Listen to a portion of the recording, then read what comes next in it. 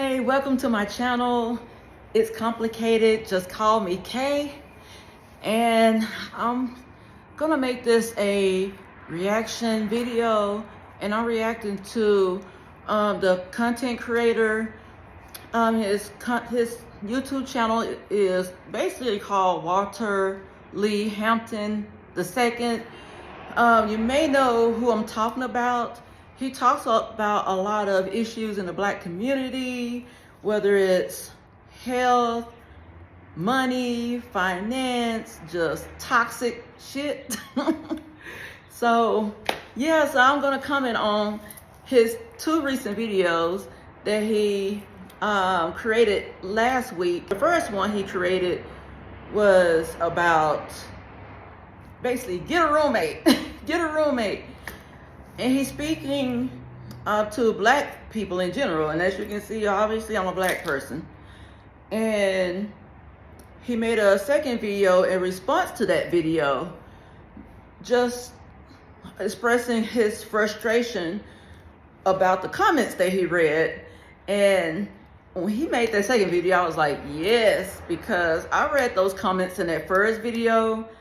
And let me tell you, I was just frustrated. I wanted to pull my hair out because I'm like, dude, it's like, I understand where he's coming from. I understand me. It's just my light a little bit.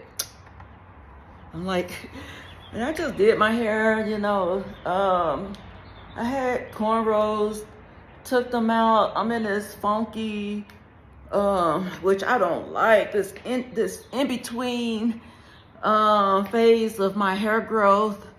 It's like not as short as it was more of a pixie cut, and now it's like this in between phase, but I'm growing it out. So bear with me, it is not perfect. I'm not sure if you can exactly see it, but all I'm glad is it's juicy. It's juicy, as well moisturized, okay? But anyways, oh my goodness. There we go. I like that light better, I guess. Yeah. There. Okay. Yeah, it's juicy. I didn't use a gel this last time. I used a moisturizer, or should I be more specific, a leave-in cream, but it moisturizes. So I'm using that instead, and I didn't like the gel, the dryness, no matter what type of gel I used. So I'm just gonna keep it like this and keep it moving and continue to have my trims. But anyways, excuse me. And also, as you can see, for the first time, you are in my garage / work area. This is where I do photos, my numbers, planning, listing for my resale business called Fashion Euphoria. I will put a link down in the description, so that way you can go visit me. And if you're new to Poshmark, Mercari, eBay, Grail, I will definitely, I will try to put a discount code on in my description, so that way you can shop at my store and support your girl, you know. So, but anyways, that's besides the point. I was looking through the comments and just reading them, and I was just really frustrated, and I was hoping that he will respond to those comments.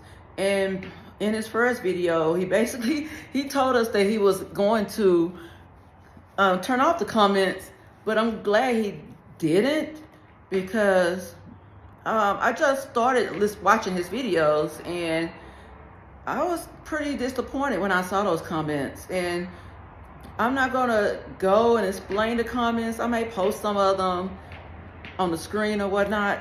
If not, then hey, it is what it is.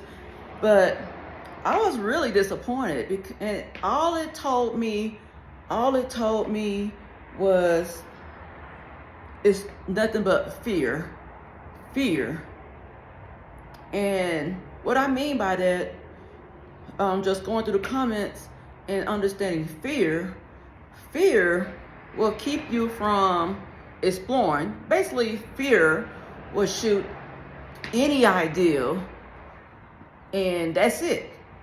Say, for example, you can sing and you want to make some type of career out of singing. It don't have to be some type of career in the music industry. It could be singing in your community for different functions, earning different sources of income for singing.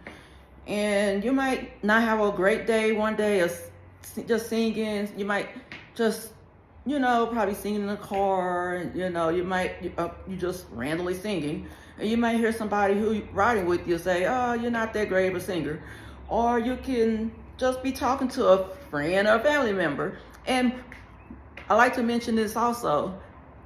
Excuse me. And plus, if I sound stuffy or nasally, please forgive me. I do have allergies right now. So, or you could be discussing with a family member or a friend or associate, and just let them know that, hey, I'm thinking about having a singing career. Before you probably even get a chance to explain your goals, you may not even think about being a big time singer in the music industry, trying to win Grammys, so on and so forth. You might just have smaller ideas. And if I was a singer, I'd probably have smaller ideas, but that's neither here nor there. But anyways, and before you even get a chance to really speak well, you might have a naysayer, whoever that may be, tell you you can't sing, or, oh, it's competitive, or, oh, I know better singers than you, or, girl, you can't sing, you're probably too shy, you might pass out on stage or something because of fear. And then when people say that automatically triggers some fear in you, whether you already had some type of insecurities or not. And once somebody can say something like that, or you can say it within yourself, nobody has to say anything to you. And next thing you know, whatever thought you may have or could have had after that is gone, wiped out. You're not doing any research. You're not thinking about improving your singing abilities if you feel like it, as far as taking voice lessons, nothing. That's fear. And then I know a lot of Black people. Yes, like I said, I'm over 40 years old. That's all I'm gonna say. And there are a lot of people that in our community go to church, or heavy Christians. And I don't go to church. I'm a spiritualist. I don't believe in that Jesus is God or anything like that. So you can take that however you want to. And no, I don't worship the devil. People automatically think because you don't worship Jesus, you worship the devil. Like, no, I don't. And that's another story I like to mention too. So anyways, it's a Bible verse. I wish I had the verse in my lap, but I don't have it on my lap. But it's in Hosea. I want to say Hosea 4 and 6, but I may be wrong. I don't think Hosea is a long chapter or a long book. So just look it up. But it said, my people will perish from a lack of knowledge. That's in the Bible. And I agree with that, because one thing, opposite of fear, in my opinion, is love. And when you hear these comments, people automatically talking about, well, I don't trust my family, I don't trust my friends, the Black community is toxic, the Black community is self-destructive, the black. I'm Black, y'all. I'm Black, y'all. I'm blackity, whatever. But anyways, yeah.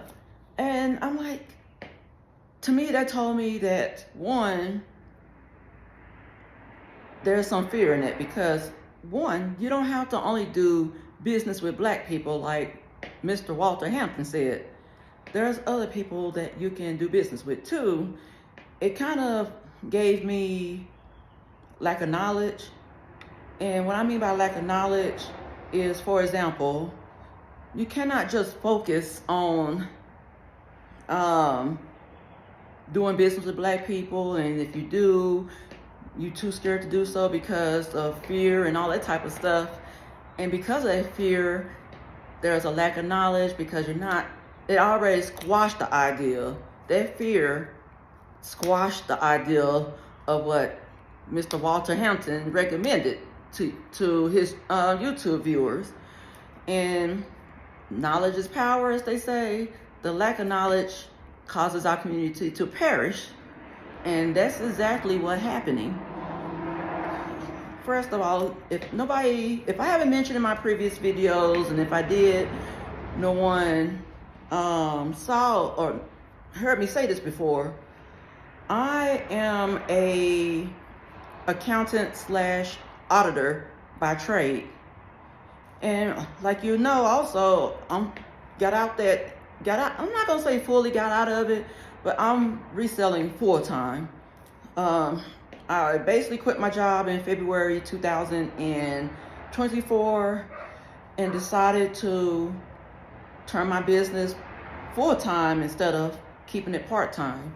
So I had to understand one thing about business and just doing any type of endeavor, generally speaking, is risk management.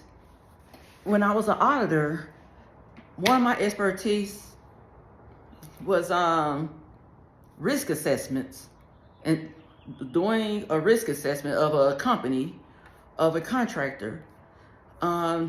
Basically a risk assessment determining if that business is not as profitable as they say, or they cash poor or about to be, risk of fraud, chances of fraud, and this is very important for people outside who are reading the financial documents, because they will determine whether or not they want to invest in this business or do business with this business due to the information they get from an audit, from an auditor or from an audit statement. So I believe in life and in business, you have to assess the risk. And with that comes knowledge.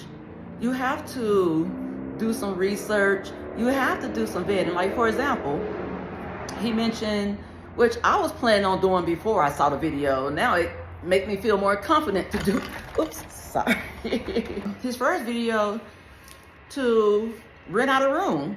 If you're having some type of financial instability, maybe it's due to not earning enough income, therefore I'm not able to faithfully pay my mortgage or pay my rent on time each month.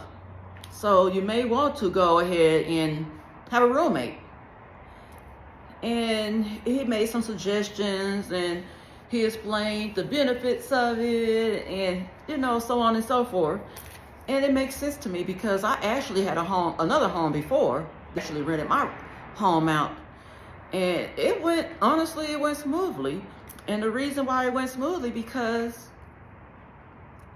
in a sense, vetting, I didn't do the vetting and the background checks personally. I didn't want to deal with all that. I'm sorry. I like my life to be a little bit easy.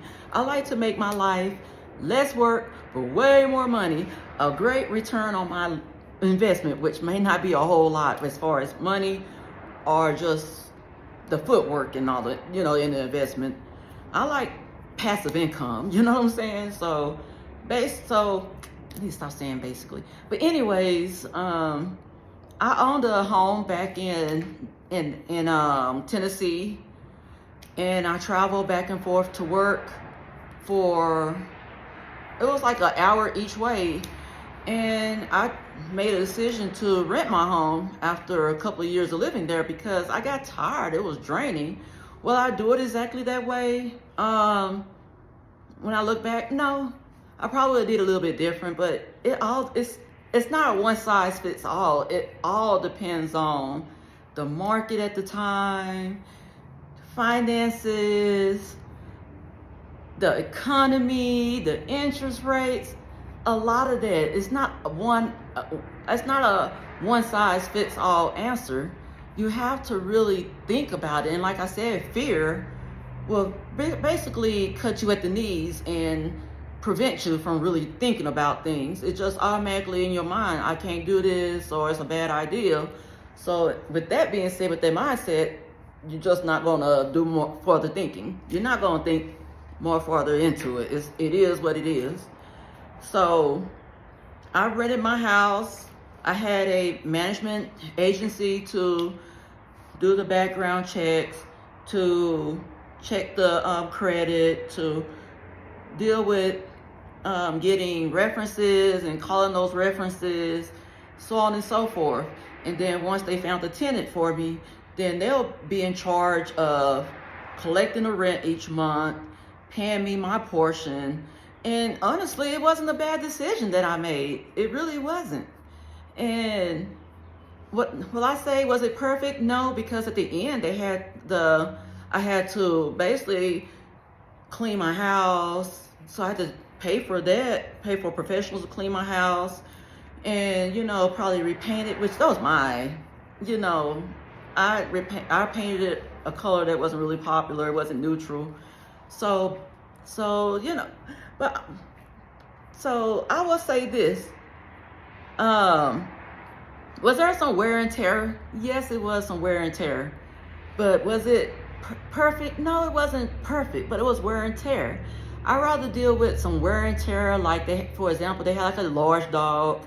So of course with the large dog, probably large nails, large claws, walking around the hardwood floors, kind of like little scratches and all that, and kids running around, bouncing around, just wear and tear. The house not gonna be very, very clean, perfectly. It's not. But was it really bad? No, it wasn't. Did the person have to pay a portion of their down payment to assist me in getting the house totally prepared for me to sell? Yeah. Will I do it again? Yeah. I mean, it paid, not only it paid for my mortgage at the time, I also had a little extra. So it was to me, it was a win-win situation.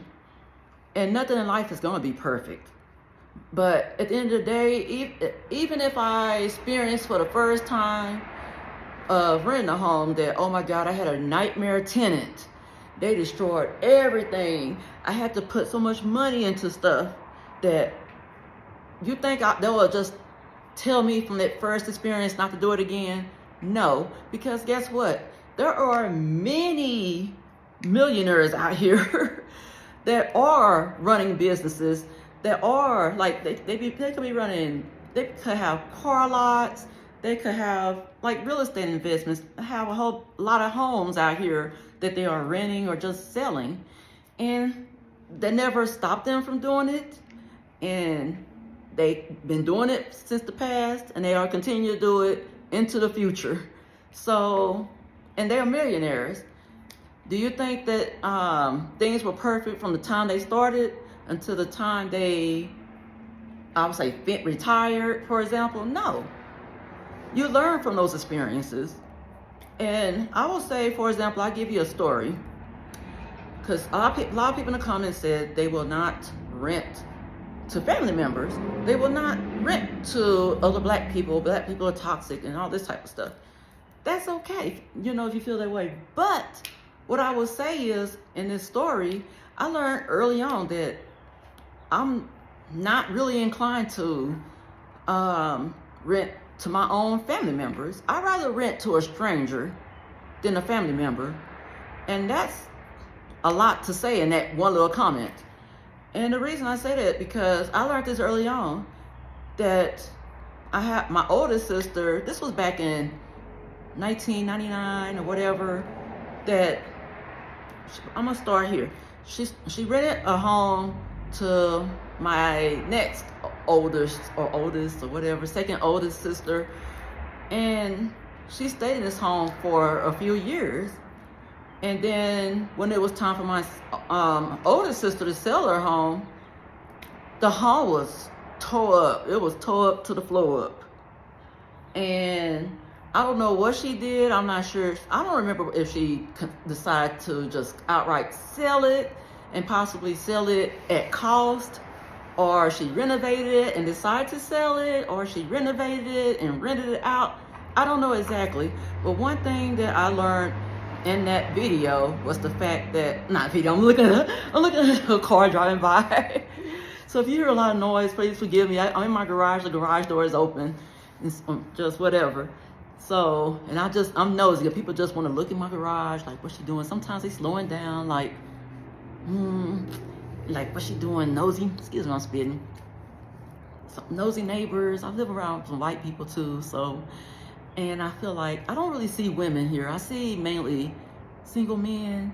So lately, as I started to work in my garage and have the door open, all of a sudden I'm starting to see older men, or old senior men. Yes, like yesterday, I think, walking this dog, just kind of looking in, and then I saw a guy. I guess my next door neighbor, kind of cute though. I ain't gonna lie, he kind of cute. Got a nice car, Audi or whatever, and a motorcycle. He white. I don't care. I'm not really checking for no guys right now, or relationships. But if he decide to holler, I might holler back. You hear me? I might holler back. But he was walking his little dog and just kind of looking. I'm just noticing all these. I gotta make a video on that. I just started noticing all these guys just walking. And then I came back from the same day I came back from the store, and there was the same older gentleman I spoke on. He walking. Oh, hi. How you doing? Hi, I'm doing good. And all these are white guys. And then I noticed that my next door neighbor, all of a sudden I started working my garage. Mind you, these people here mind their business.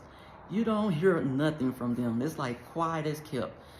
And it's like the street I live on is just, it's like our own little enclave, put it that way. So I'm starting to work out my garage. It's warm and I got the garage door open. Now all of a sudden it's like, oh, I see your garage open. What are you doing right now? I don't know. I guess they know I'm like one of the females that live here. I'm like, well, you better be careful. I don't think they dangerous or anything like that. You can tell they making some money. I mean, my house I'm living in costs some money. So I'm not sure if they renting or owning or whatever, but you can tell that they're professional. They're professional guys. They're probably my age, a little younger, a little older, whatnot. But I'm just starting seeing people just driving past. Like, why are you driving? Your home is on the other side where I live, you know. Why are you driving past my garage, you know? Well, you don't have to drive past the garage and make a U-turn and drive all the way around to your house when you could just drive in, and then you at your house. Just being nosy. They like, oh, it's a female. Like, it's like bees. It's like, I guess I'm honey to bees or whatever. I don't know. But anyways, so long time ago, back in the late 90s, I learned, I know not to rent to you. Or, and matter of fact, I don't think I want to rent to any of my family members because they got their own issues going. And say that I did rent to say that I did have that option open to a family member. My family, maybe other black people can relate to this. It's like, I want to rent your home, but I want to rent it at a deep discount. To me, that's like, I am basically saving a drowning person. And while I'm saving a drowning person, I'm eventually drowning myself now. That's not, to me, I feel like that doesn't respect my hard work. It doesn't respect my house. And a lot of times when you get something for nothing, you really don't respect it, period. Even if it's your own, it's like, oh, this was free, it was cheap, whatever. 9 times out of 10, most people won't respect it. And then if I was open up to a family member, it would be harder for that family member to be approved because a lot of times I would know about your situation personally.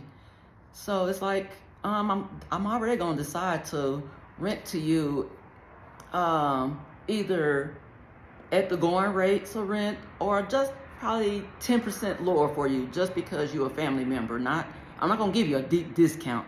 I'm just gonna be like, I'm gonna give you like 10% off just because you're family. And the person who's managing my rental or rentals will be the one that collecting the rent. I won't, my hands will be totally off. So I'll be like, you're dealing with him or her, so you can't BS them or try to get out of this or that. That's my bulldog right there, you know. You gotta get through the bulldog in order to try to manipulate and try to get out of rent. So that's not gonna work. You're gonna go through the same processes of being vetted, checking your credit, checking references, because at the end of the day, this is my home. I value my home. I mean, honestly, I wish I can take Do I love the city? No, I don't love the city. This city of Albuquerque to me is trash. It's trash. I never seen so many homeless people running around here no matter where you live. You can live like the equivalent of Beverly Hills in Albuquerque and you will see like some homeless people. It's like, I don't get it. I'm like, I don't get it. I was born in Texas, raised in the DFW area, lived in Houston, Texas, lived on the East Coast to the West Coast, and I'm like, I've never seen this many homeless people until I lived here in Albuquerque. And that says a lot. And Albuquerque is not a huge city. It's quite small, to be honest. It's not a lot going on, and it's kind of boring, in my opinion. Let me turn some light on. I'm trying to make it good, but not make it so good to the point of like being like, you can't always see me. I'm like, you'll think I'm like in the sunbeam somewhere. But anyways, so I'm gonna do my vetting. I'm gonna do some research. If I have money to talk to a lawyer or attorney, I will talk to somebody. Will I do an Airbnb type of investment or rentals without talking to an attorney? No, because I'm seeing so many stories about squatters.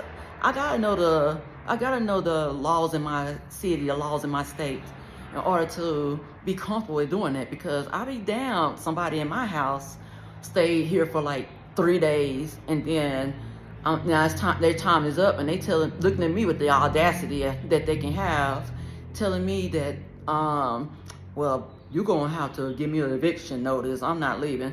I'm like, hell no, to the no, hell no. I'm an 80s child. You better hope that I don't get a bat and ready to get ready to start whacking you inside the head, forcing you to run out my house, and I will quickly lock that door, and I'll be like, it's my word, it's your word against mine now. Ninja, that's all I gotta say. You can go argue and don't try to fight. That's all I'm gonna say. Don't try to fight. The girl's been in the military, and I believe in the Second Amendment. That's amendment or whatever. That's all I'm gonna say about that. So so these squatters here, I'm like, So I'm gonna do some research. That's part of risk management. That's part of assessing your risk, lowering your risk. That's the same with job. I mean, there's so many toxic jobs, in my opinion. You definitely will have this.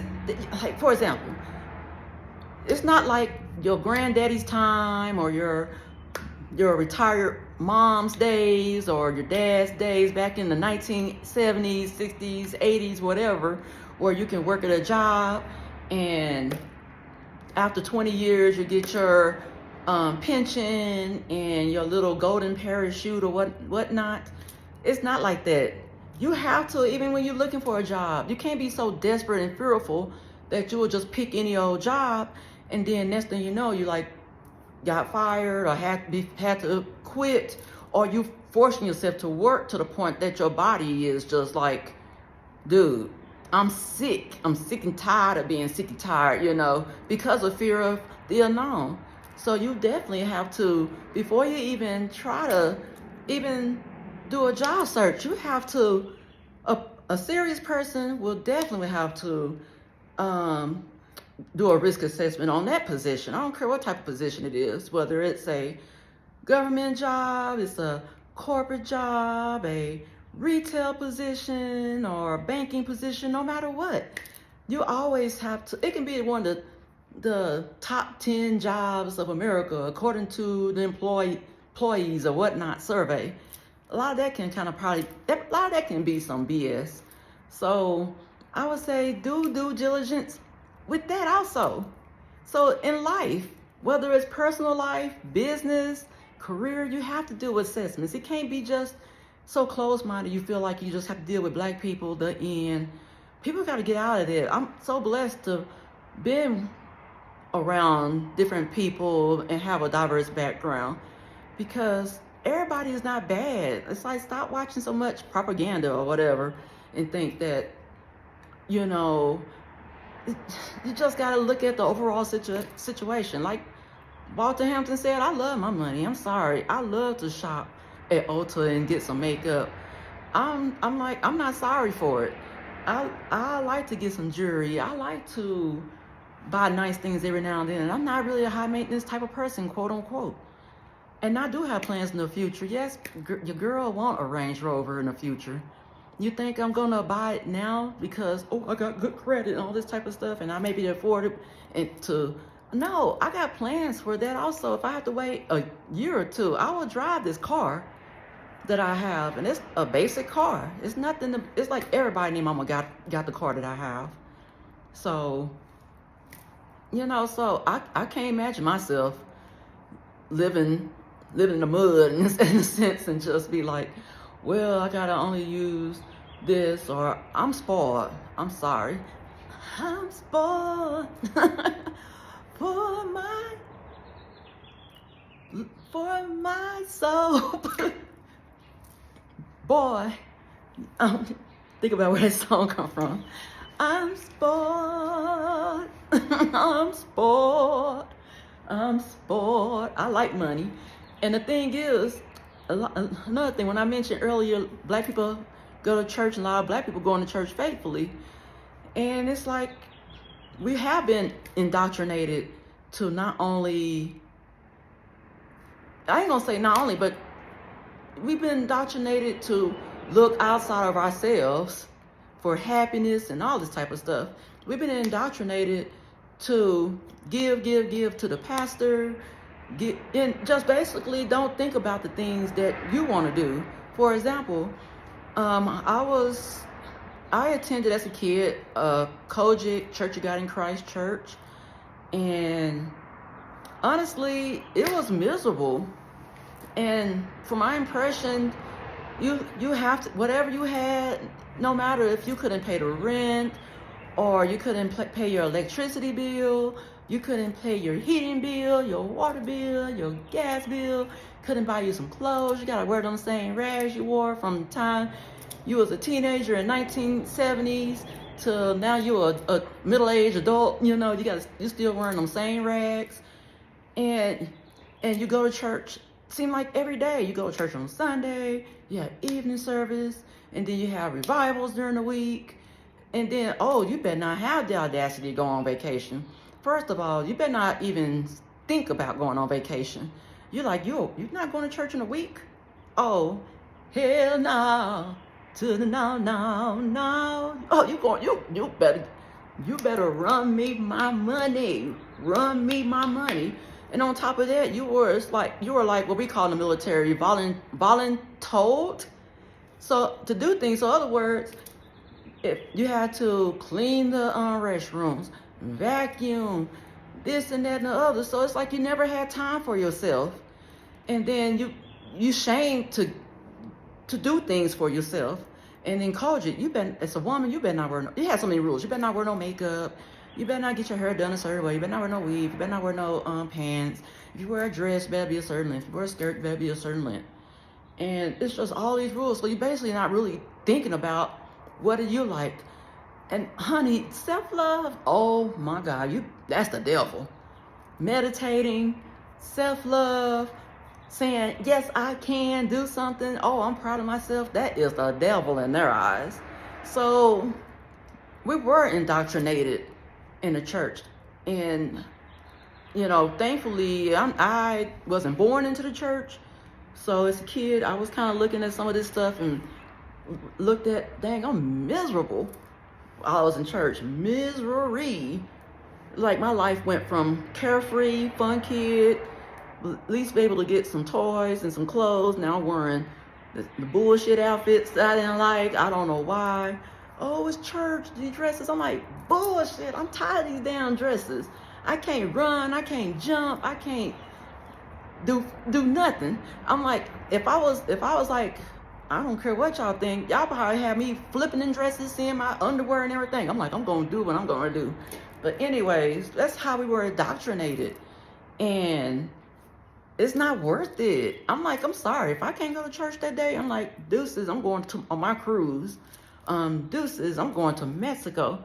Well, Sister Bennett. And oh, don't even dare mention a vacation. I'm going on an Alaskan cruise. And you know the preachers and the other sisters and the brothers and the deacons and the preacher's wife and all of them are gonna be like, hold up, how much money do you have? Because we went to a small church, another thing. We went to a small church, and I know larger churches do this too. Be like, how much money do you have? Are you paying enough in your tithes? Are you paying enough in your offerings? And you know they're gonna be looking at you like, you going on a vacation? Really? And you're gonna be, they're not gonna be truly happy for you. They're gonna probably play in your face, oh sister, yes, going on vacation. And back in their mind, they're like, bitch, how in the world you going on vacation? They probably tired because they at church faithfully, and you over here like, I don't care what everybody else think. I'm gonna go and do something fun for myself. So that's another problem we have in church. And like I said, I'm free from that. I don't like, you're not gonna see me set foot in a church. And I know there's still new content, so I'm thinking about doing a second channel. This channel that you see right now gonna be more of reactions and just my commentary on just life in general. But I am thinking about doing more of a spiritual channel as well. Talk about my spiritual journey, talk about, and if I have previous videos about spiritual journeys, I will move those to that other channel and talk more on that, what I believe. I will even talk about some of the psychic experiences that I had, as well as paranormal experiences that I had, encounter with spirits, encounter with just ghosts in general. I have all of that. So I will say I'm gonna set that channel up, and once I do that, it will be added into the descriptions and it will be mentioned in future commentary for the folks out there in the future who see this video. Yes, go to that channel. But anyways, I would say let fear go. Just let it go. It's not worth it. I learned a long time ago, because I had that similar mindset before, and I don't know who I learned this from, or it was something that just planted into me or whatnot. But before I say I can't, or that's not possible or something, I stop myself and just start thinking, are there any other options to do this? Is there another way that can lead to this goal, or some, just gotta be, like Walter said, you gotta be creative. I started my business when I worked for a couple of jobs, because I'm trusty jobs, and plus I'm an empath. And after my spiritual awakening, back in 2024, it seemed like I couldn't work at another job because, stay at my last job, because it seemed like my senses were like keen. I thought I was able to read people before. It was like unbelievable. And I'm like, oh my God. And plus it was some effects working in the office that kind of affected my allergies and all that type of stuff, because it was like an older building. I'm not gonna get farther into that. So because of my mental health and my spirituality, I wasn't made to work for other people. And I should have known that. When I look back as a kid, I didn't have dreams of really, I didn't have dreams of working for people. If I said one time I wanted to be a vet, but I didn't think about working for a vet. I think about being my own business. One time I wanted to be, excuse me, astronomer. I was fascinated with the stars and planets and stuff. I wasn't thinking about NASA and all that.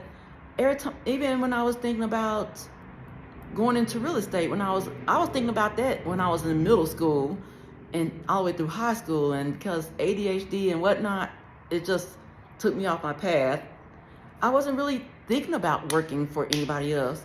And when I started my job full-time, when I started my business full-time, of course, I was a little bit fearful, a little bit kind of scared, but that's the difference. Everybody who started their own business, I ain't gonna say everybody, most people, because average person don't come from big money and can have their granddad's money to help them start a huge business. I mean, I don't care if you're just like a regular accountant, want to start a CPA firm.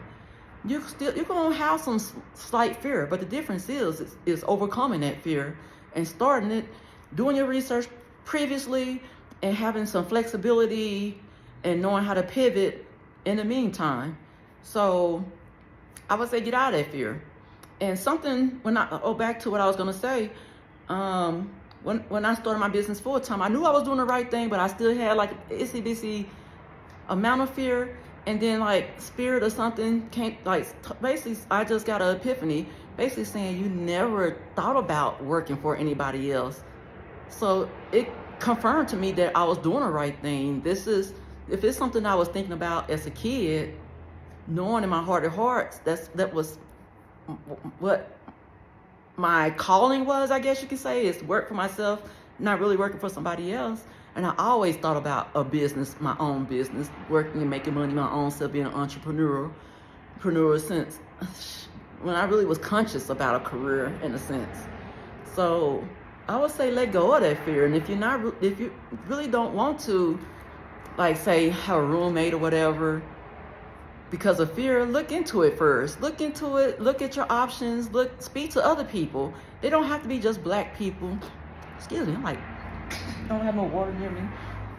It don't have to be just black people, young people, old people, whatever.